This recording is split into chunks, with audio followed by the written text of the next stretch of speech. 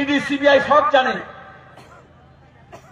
কিন্তু যারা মনে করেছিল বিজেপি এসে তৃণমূলকে টাইট দেবে, তৃণমূলের এত দুর্নীতি, ধর্ষণ, খুন, চুরি, রাজধানী, তাহলে বলেছিল বিজেপি আসুক। সেলিম ভাই, আপনারা তো দুর্বল হয়ে গেছেন, তাহলে একটু তাগদা চাই, 56 ইঞ্চি চাই। বুঝতে পারছেন 56 ইঞ্চি কাকে বলে? তাহলে 2014 থেকে 2025 11 বছর হয়ে গেল, 56 এলো, কিন্তু নবান্নর কিছু হলো? চুরি তো বাড়লো, জোর চুরি তো বাড়লো, লুট তো বাড়লো, নারীদের প্রতি অত্যাচার তো বাড়লো। এই আরজি করের কাণ্ড চোখে আঙুল দিয়ে দেখিয়ে দিচ্ছে। গোটা রাজ্যের মানুষ, 2 কোটি মানুষ 14ই আগস্ট রাত জাগলেন, তার মধ্যে 1 কোটির বেশি মহিলা বলল নারীর সম্মান চাই, নাটক ছেড়ে বিচার করো, আরজি করের মাথা ধরো।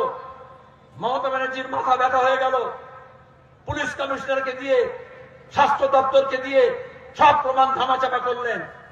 আর অন্যদিকে বললেন আমি সিবিআই কে দিতে রাজি আছি, হাইকোর্ট সিবিআই কে দিল।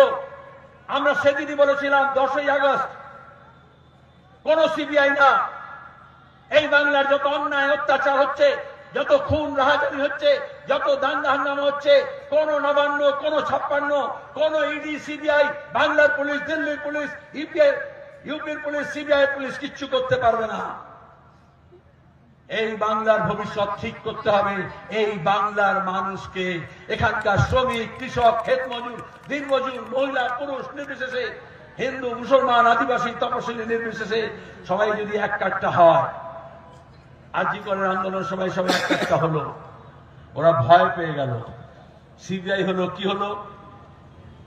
মোদি বললেন না খাতা না বহি, যে মমতা কাহে সো সহি। সুতরাং খাতা বইয়ের কোনো দরকার নেই, কোনো প্রমাণের দরকার নেই, কোনো তদন্তের দরকার নেই, কোনো ফরেনসিক তদন্তের দরকার নেই।